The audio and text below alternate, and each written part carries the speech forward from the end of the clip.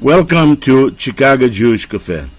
Today we have an honor and special pleasure to host Sergey Davidis, who is one of the board members of the leading human rights organization in Russia called Memorial. He is also director of support for political prisoners in Russia, and I invited him in order to give us some idea of what is going on in Russia and maybe in former Soviet Union in the area of human rights and persecution of politically active people who disagree with the existing regime. Sergey, welcome to Chicago Jewish Cafe. Thank you. I would like to begin with a small correction. I head the political prisoner support program inside Human Rights Center Memorial, not for sure generally in Russia. There are a lot of organizations supporting political prisoners, but in our organization, I lead this activity. Sounds good. I apologize for misrepresentation. Excuse me, because of some problems with connection, I missed your question. Excuse me, I missed your question. You did not hear the question, right? Yes, there was an internet connection break. Okay. Now, there was no question. I'm trying to introduce it, but I'm saying thank you for correcting me. I did not want to misrepresent your position in political life of Russia. I want to tell our listeners that the reason I invited you was a little bit roundabout. Initially, I came across the guy by the name of Mark Galperin, who is a Jewish guy who I found on the internet, and he was politically active in so-called new opposition, new democratic opposition. And I was surprised because as a Jewish guy, him working with the right-wing Russian nationalists piqued my interest. I wanted to interview him. And when I tried to get in touch with him, I saw that he is no longer a free man and he is in jail. So this brought me to the question about the current situation with political prisoners in Russia in general. So I contacted this organization, Memorial, which is very famous in Russia organization in this area, and they put me in touch with Sergey, and thankfully Sergey found time to speak to us. Sergey, before I go into questioning about the political prisoner situation and prisoners of conscience situation in Russia today, I want you to comment on the something that happened the other day, and that is that a leading oppositionist, Alexei Navalny, was taken from the airplane flying from Siberia to Moscow, and now he's in coma in city of Omsk. This is not the first time. It seems like Navalny was poisoned. What can you say about it? It looked like so. It was a terrible news for sure. In the morning, everybody got this information that Navalny is in coma, and actually he is the most active public figure in Russian opposition. Even people who disagree with him on some positions should accept the fact that he is the most influential oppositional leader in Russia. He is able to organize political campaigns and so on. And when young, healthy man unexpectedly is getting so ill, come into coma, it can hardly be explained by natural reasons. And we have a rather long story of politically motivated poisonings. These cases include Anna Politkovskaya, Yuri Shikaчихin, Vladimir Karamurza. These happily were unsuccessful attempts, but they were very dangerous.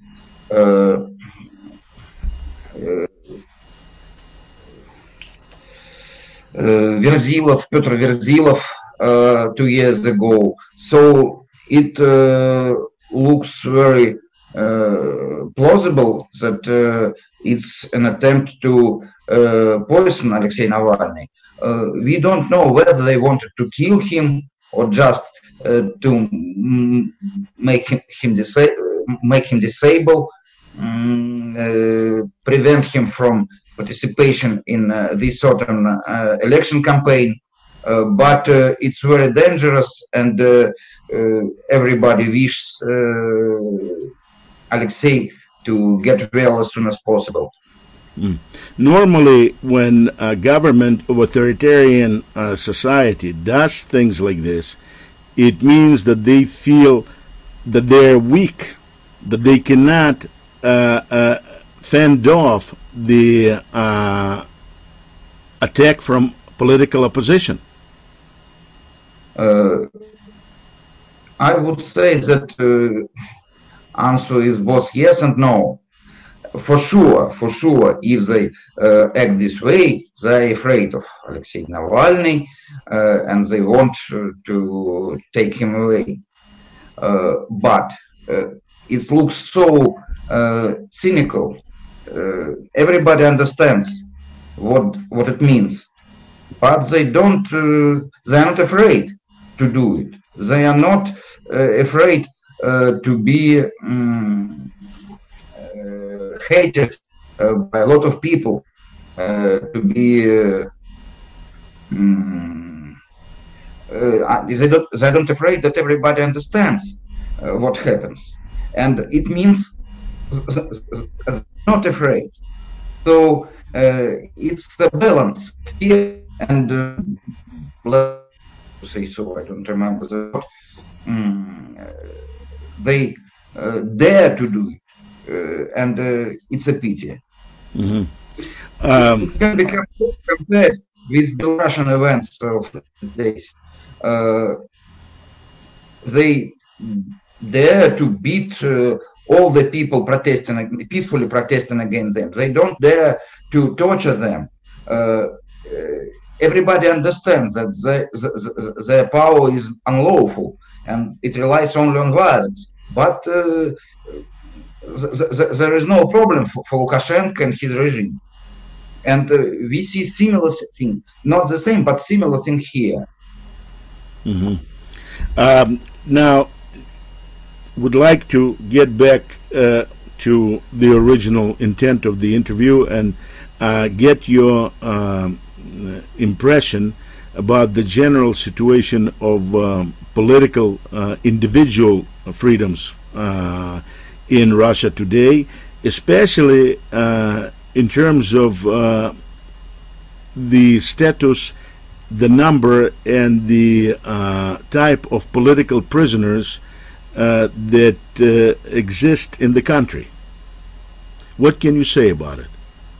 Actually, we have been comparing the list of political prisoners for more than 10 years in Human Rights Center Memorial, and actually, as I know, we are the only organization in Russia that organizes this activity constantly. We maintain these lists, update them regularly, and now in our lists there are 328 people. When we include somebody to our list, we rely on the resolution of PACE dated 2012, which shortly, briefly determines the notion of political prisoner. We have expanded guide explain what is political reason relying on this resolution.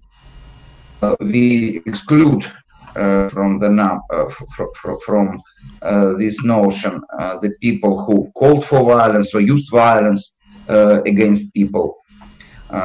Now, when I looked at your Sergey, when I looked at your website, it said that there was 60 political prisoners, and then there's a separate category of religious political prisoners. You know, all of them are political prisoners for sure. All of them. When you say that there's 300. Yes, I speak about general number. It's a sum of people who are persecuted in connection with the exercise of their right for religion, with the exercise of their religious rights, and all the other people.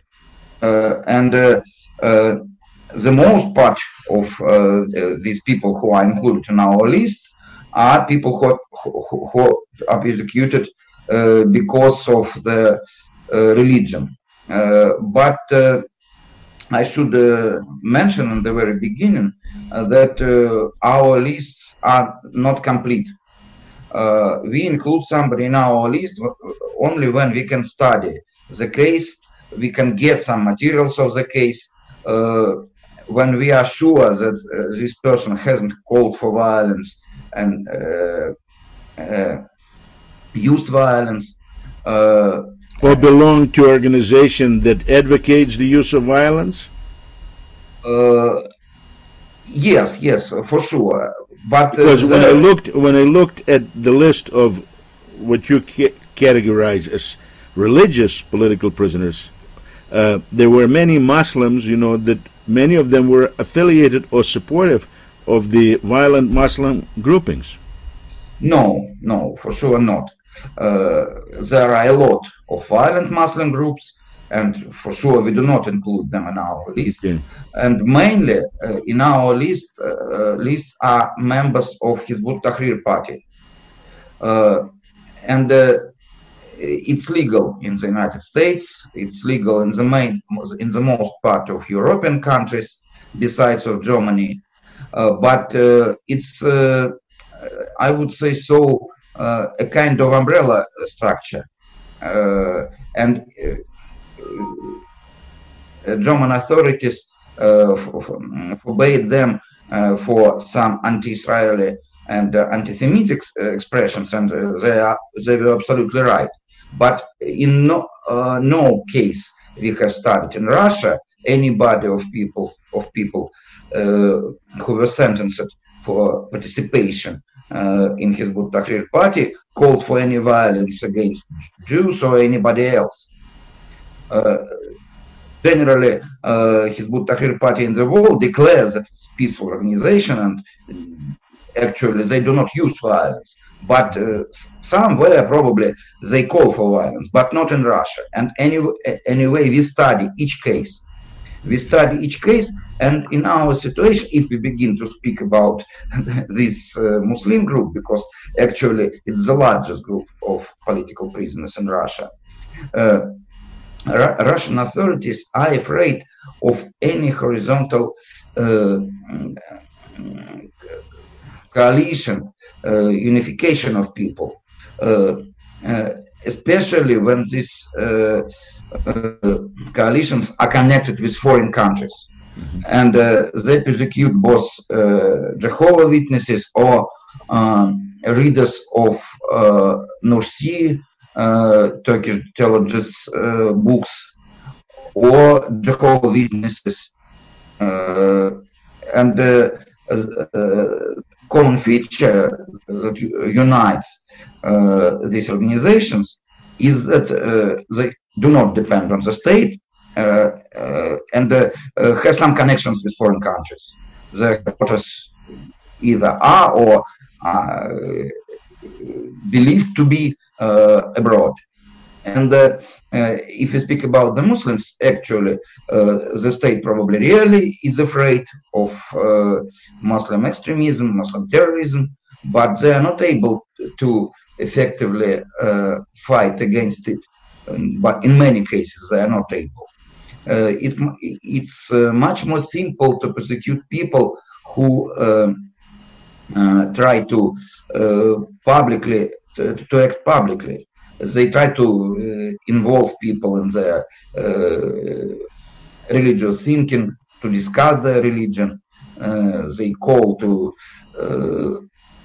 Muslims, convincing them to obey the rules of their religion. Actually, they are fundamentalists.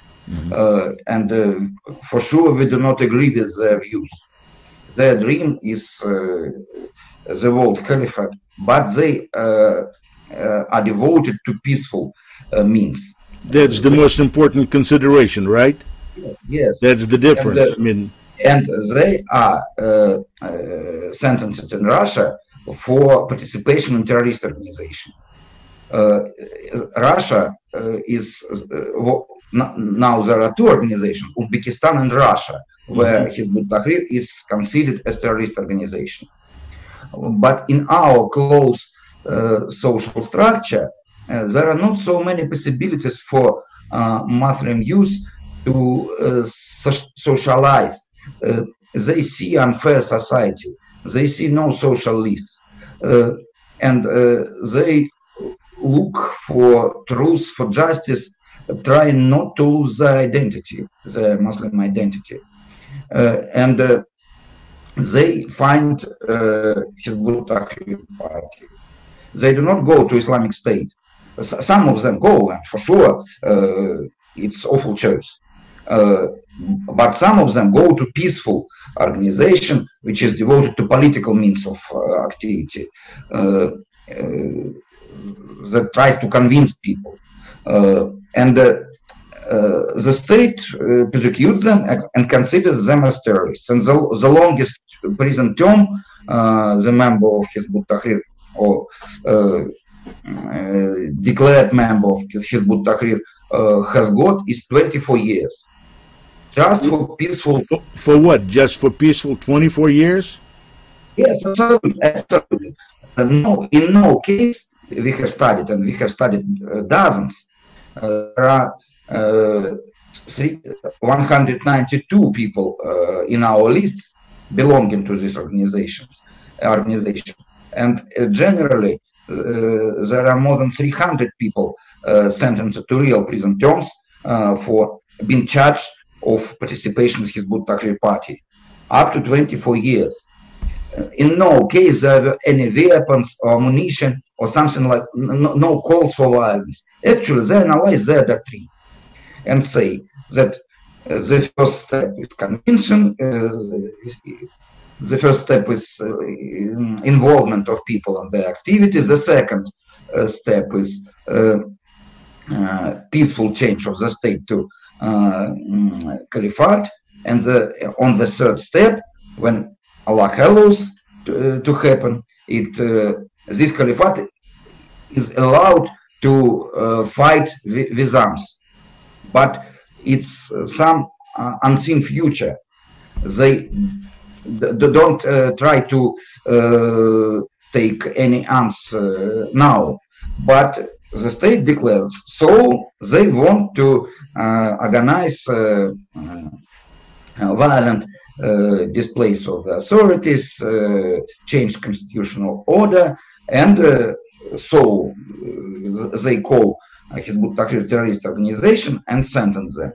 Well, with regard to ultimate goals of Muslim political activists, we can talk a lot, but for sure.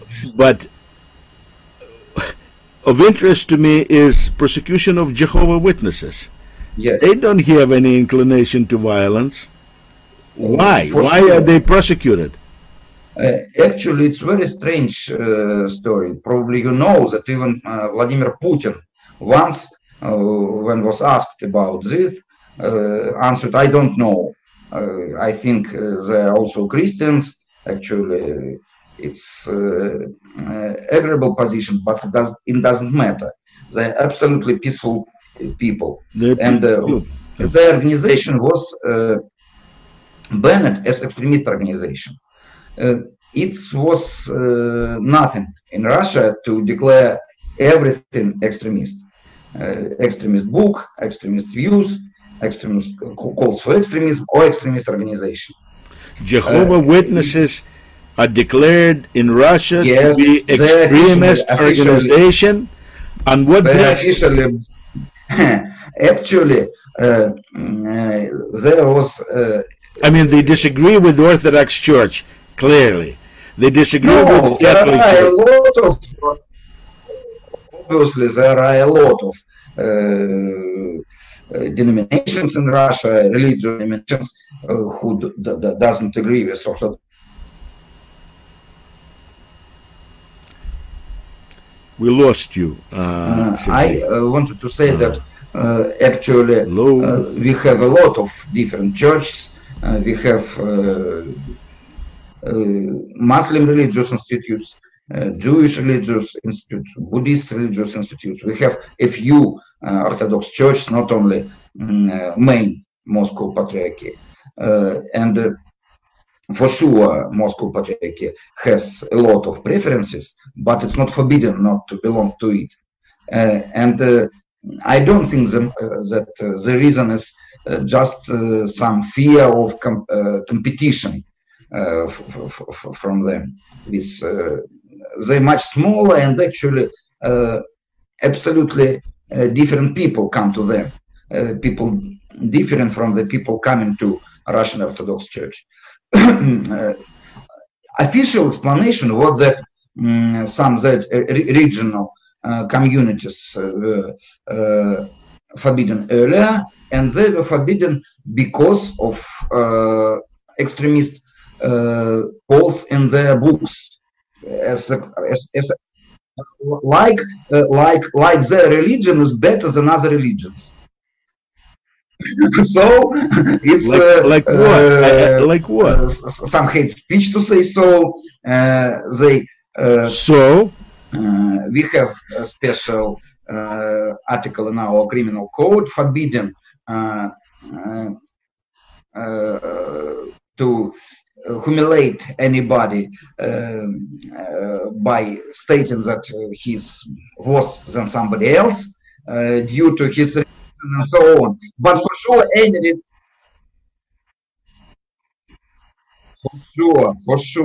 religion states but don't Russian Orthodox claim that they're the best of any religion?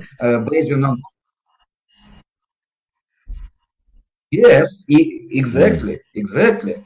Because for sure, but people go to jail because of being Jehovah Witnesses. Already been sentenced to real prison terms. This is horrible. About 50 are behind the bars. 10 of them has already got the prison term, as I said, and 40 are in preliminary detention, or either under house arrest. But total number of Jehovah's Witnesses executed is more than 300, 328, something like that. And actually every week we have new cases opened and new people detained.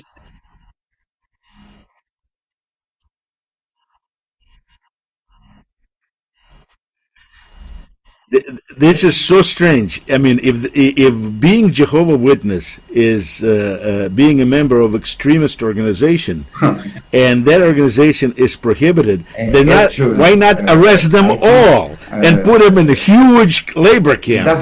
I mean, if that is the case, why only 300? The state. There are no reasons to arrest them.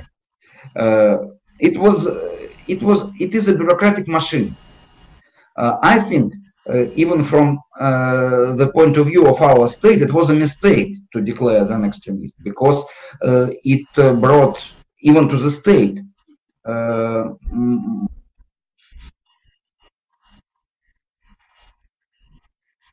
Parliament has But the Russian parliament does not understand it. Putin does not understand it. That they are doing something so crazy that it's unbelievable to anybody to even hear that Jehovah Witnesses are persecuted just because they go from home to home and just because they feel that they're the best. That's not the reason to persecute them. People support this persecution. Otherwise, vice versa. People feel some sympathy to them because of their persecution. The state didn't get anything good because of this persecution. It's only spoiled its reputation, acquired new enemies, and so on. But authoritarian regime is very ineffective. Somebody decided that it would be useful to persecute them, and somebody, personally Putin, for example, didn't notice it probably, because actually there is no sense in their persecution. And then Supreme Court accepted this decision. And now the only formal possibility to dismiss it is to wait for decision of European Court, and then relying on that, change the decision of Russian Supreme Court. I hope it should be this year. It should be this year. It's not so. When do you expect the decision from European Court?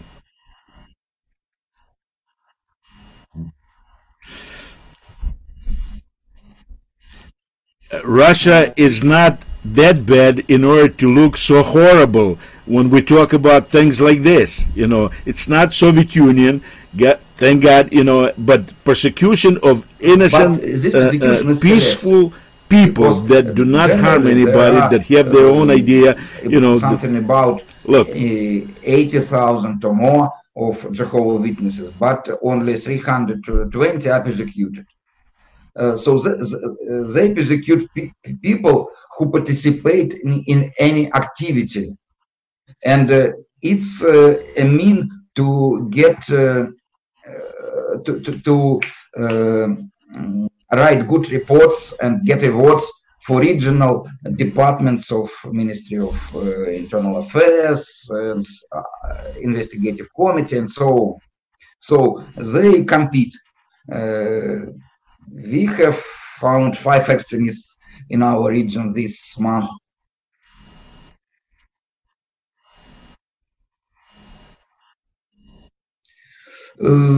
Yes. So we have to give Putin a medal for not poisoning Jehovah's Witnesses.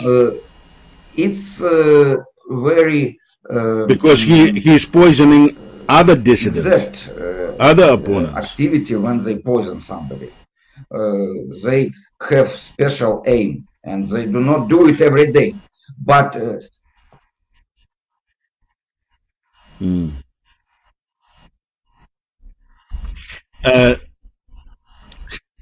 Sergey, I'd like to focus now on the case of this Mark Galperian. He's one of the 60 in your list, people. And as I said, you know, in the beginning, I wanted to interview him, you know, because it amazed me that the guy who is a Jew decided to work together with Russian Nazis. I mean, many of them, you know, Russian nationalists, national Bolsheviks, some of them Nazis, you know, in every possible way. I have nothing against Nazis as long as they don't have anything bad, as long as they're not doing anything bad. But he is actually started to work actively with these Russian nationalists, and ended up many times already detained and sentenced, and now he's in prison, right? That he collaborated with Russian nationalists and right-wing activists. And I would not say that, probably I don't know some details, but I know Mark personally. That's not what I'm saying. I'm just saying. Times, I would not say that he collaborated with Nazis. exact Nazis. There are some Russian nationalists, moderate, I would say, moderate nationalists, and they have somewhere their special nationalist agenda, but they also join general anti-authoritarian agenda, because every political, every social force, every wing of the society demand political freedoms, and both the leftists or the right need fair court, fair trial, need freedom of assembly, freedom of expression, and so on. And Mark is devoted to collaboration with everybody who shares our demands of these freedoms. He has never shared their hateful values, if they have them. They shared ours, and he believes that it's important to not to pay attention on the difference, but collaborate. I cannot say that he was especially effective on this way. He achieved some So basically, huge victories. But anyway, his way was to collaborate with everybody who is ready to collaborate, peacefully fighting for democratic freedoms. Yes, he is in prison because of his interview on internet. And now he's in prison, right? He declared that we should be ready to peacefully protest and to throw out this authority from Kremlin. For sure, it's not a literal expression. He stated something like that: when time comes, we should be ready to withstand among riot police forces in Russia. These forces assaults against us, something like that. He hasn't called to attack anybody, to assault anybody. He hasn't called for any violent actions, but he was sentenced for calls for extremist activity. And he initially got conditional term, but he could not stay at home when last summer we have mass protests against election fraud in Moscow city hall elections. And he was not too active because he understood the risks and the price he can be made to pay. He just was on the streets with other people. He didn't throw Yes. And since it's believed, it can be considered just walked on the street, right? Administrative violation, misdemeanor, yes, as I remember, small crime in Russia. It's actually, yes. Our law actually forbids to organize that is walking walking without permission, public meetings without preliminary permission of more than 2 people, and every group can be persecuted. For sure, they do not persecute every group.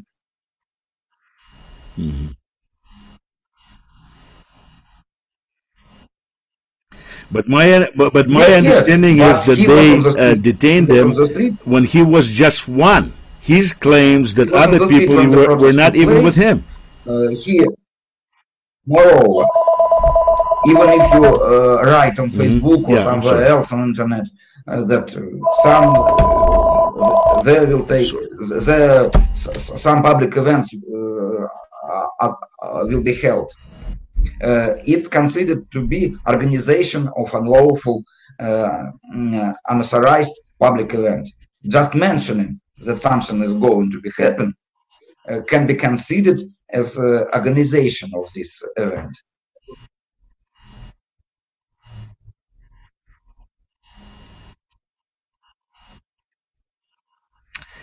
Let me ask you a question. Is it possible to write in Russia an article or a book now, calling for a revolution in the country? The guy from Kursk region who wrote just these words.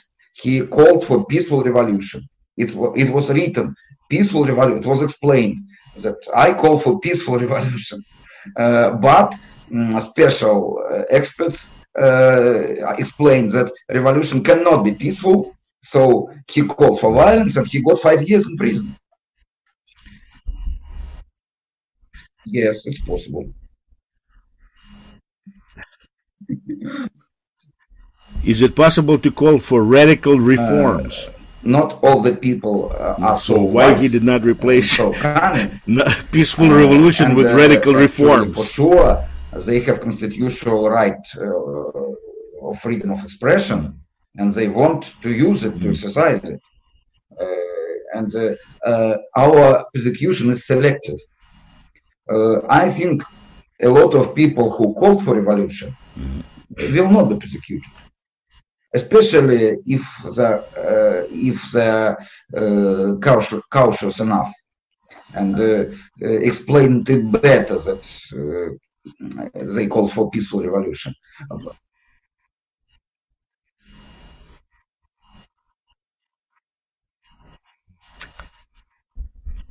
So you cannot be in legal democratic opposition like Alexei Navalny because you'll get poisoned or just thrown off the plane or something like this. And you cannot. Yes, not only poisoned.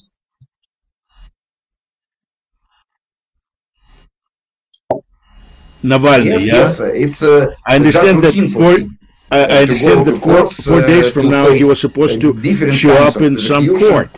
Search and investigations and so on.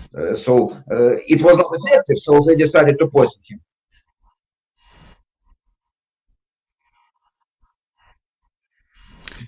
What about the we do not have opposition. What about the opposition parties in Duma, in Russian parliament?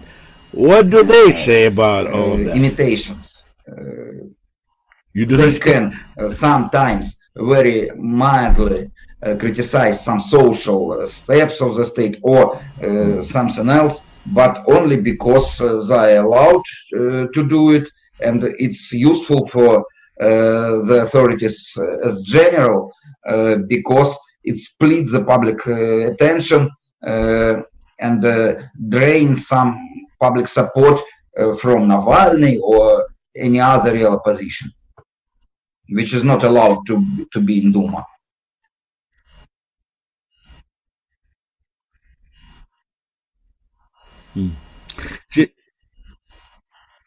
Sergey, I have another question.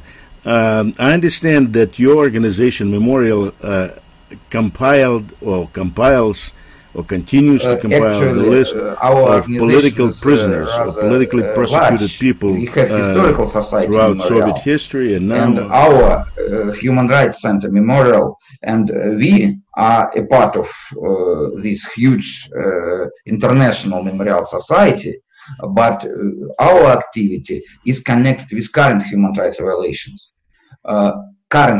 Is connected with current human rights violations. And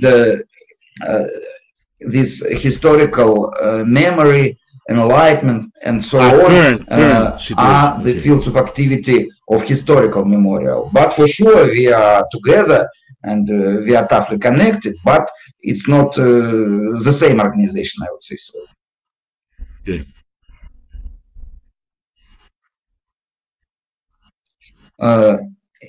The first and the most Sergey, obvious thing in your support for political prisoners, we collect information, we analyze it, and we compile this list of political prisoners. We spread them inside Russia and all over the world, translated into English. And probably you know that Senate of United States and Chamber of some representatives in the United States cite our lists, and when they speak about Russian political prisoners, we are the main source of information. We believe that it's rather important, and people write to our office asking to include them in this list just because they understand that it allows to attract attention to their cases. And for sure, we are trying to help people to defend themselves. We sometimes pay to lawyers. We pay for some expert studies when I'm charged with extremist expressions and so on. The base of the accusation is official expertise, and we help to pay for unofficial expertise. We just support them when they need, their families need some financial support to visit them, and so on. These are main activities.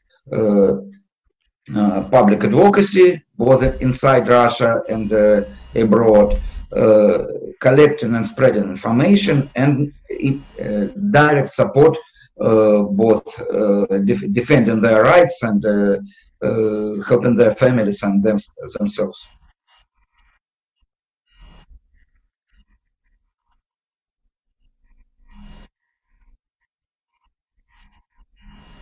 You're doing very important work, and I hope that anybody that listens us will send your organization a check, or at least will keep your organization in their mind and prayers. Wanna ask you another question. If I would ask you to name the most egregious case that would strike a person as the most egregious violation of elementary norms of civil it is political society, to call one case. I would, which one would come to your mind cite a few, today? 2, 3. We have some unlawful legal constructions, and relying on them, some people are persecuted and deprived of their liberty. We have special article in our criminal code punishing for numerous violation, repeated violation of the order of organization or participation in public event. So if you participate even in solitary picketing, and somebody came to you and declared that you are together, and you were detained, it's considered a single violation. If 4 violations of this kind happen within half a year, you face criminal charges and can be sentenced up to 5 years. And we had, if you, no, it's not the same. He was persecuted for his conditional term was replaced by real term because of so-called violation of the terms of conditional punishment. And his participation, so-called participation in public event, was considered as a fact of violation. But his term was for so-called calls for extremist activity. It's written in his sentence. But we have Konstantin Kotov, participant of peaceful protest rallies and picketings, who got his term, as I remember, 3 years, 3.5 years, just for these peaceful actions. And some of them were not the actions. He just was on the street near the place where action took place. But it doesn't matter. He got his prison term, in spite of the fact that even Russian Supreme Court explained that this article should be used only in cases when there were some dangerous consequences of the violation of the order of the organization and participation in public event. But doesn't matter. We also have another unlawful article of our criminal code, carrying out the activity of unlawful organization.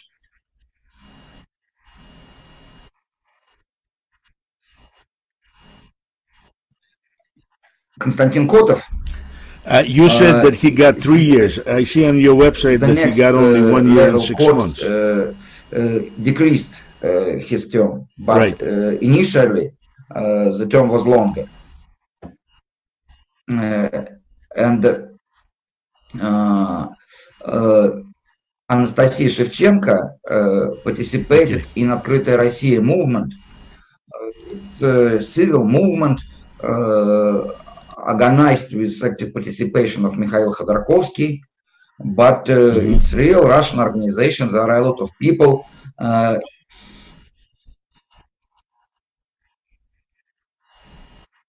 Not, for sure not, because there are a lot of criminal...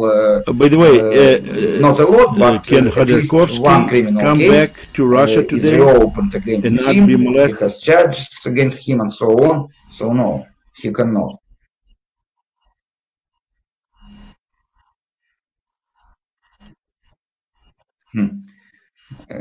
So, would you consider him to be a refugee or exile? These categories, we consider people as either political prisoners or people who are persecuted unlawfully because of political motivation. And he belongs to this group because he is free. He is not a political prisoner, and he used to be when he was in prison. We consider it. So,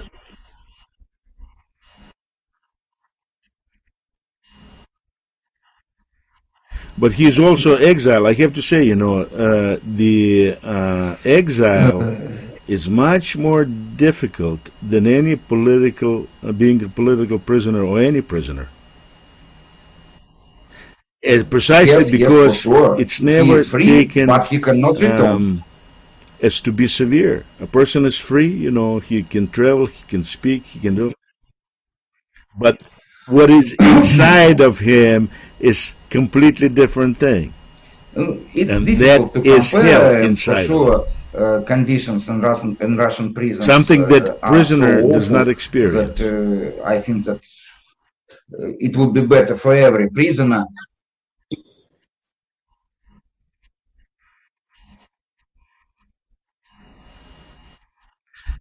But a prisoner, you see, he has a person like you and other people who sympathize with him.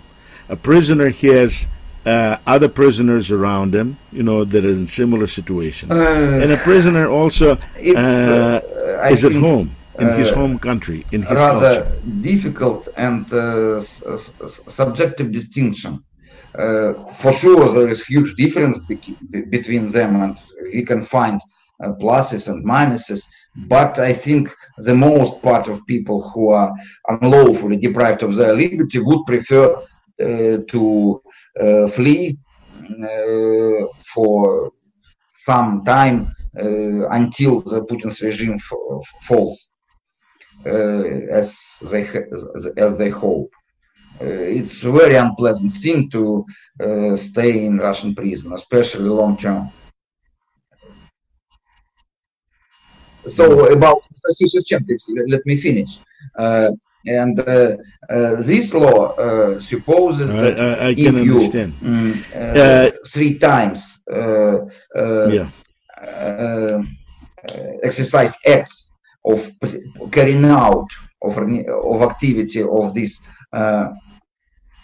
undesired organization within a year, as I remember, within some period, either half a year or a year, you also and each separate case of carrying out of activity is considered as a smaller crime, administrative violation. But the third case is considered to be the ground, the reason of criminal prosecution.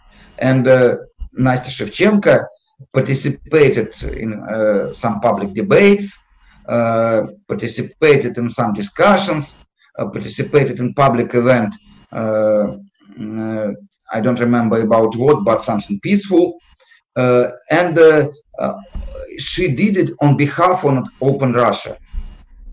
It's the only sign of the fact that she carried out this activity. And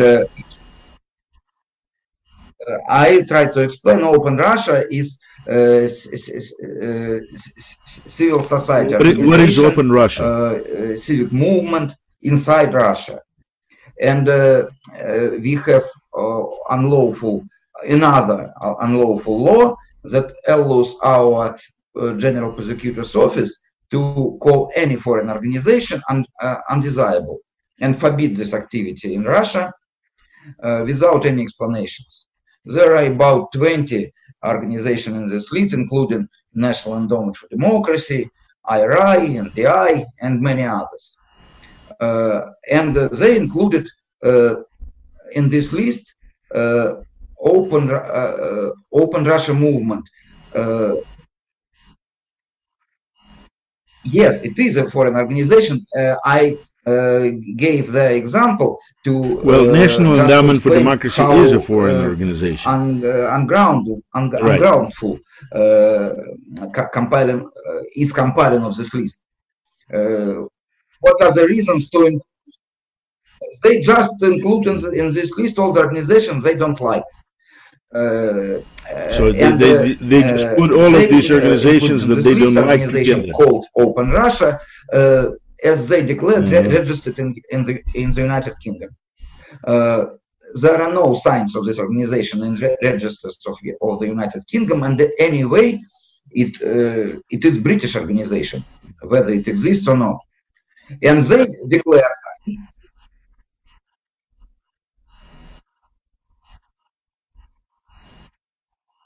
I understand they also want your organization, Memorial, to register as a foreign agent. To be declared, and we are fined every month for not labeling our internet sites. Yes. That is an organization that was established by Andrei Sakharov. Is declared to be a foreign agent organization just because it gets some financial assistance from abroad? Finances and participate in somehow in public activity is declared to be a foreign agent. For sure, there is no sense. It's unfair, but it is so.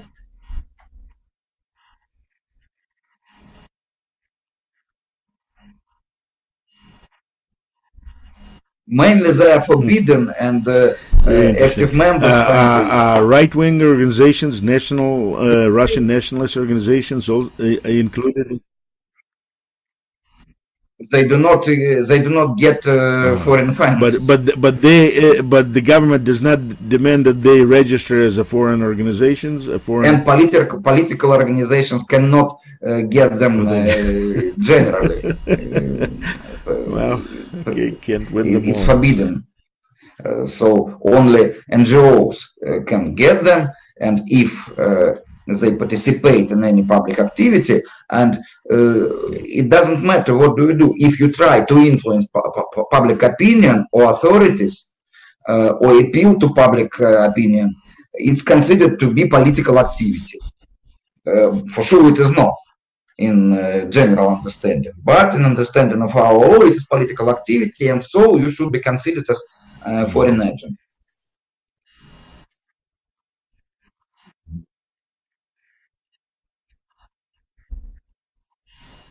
Yes, yes, yes. Well, anyway, I hope that one day there's going to be genuinely free society, democratic society, and the only political prisoners are going to be those that actually commit We would some not call violence or them call political actively for some prisons. violence, It's and not just Jehovah prisons. Witnesses or not people that just walk the street. Uh, Okay. for sure, there is no Because general in the United understanding of States, this term, many but such we use people are called European political understanding, prisoners. relying on PACE resolution, and it means that we do not include people who call for violence or, and moreover participate in violent activities in this list.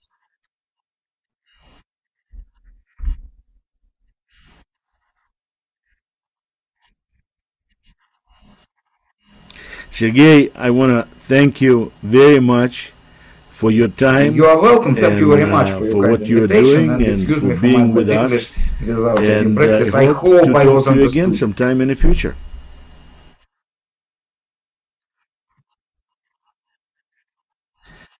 You,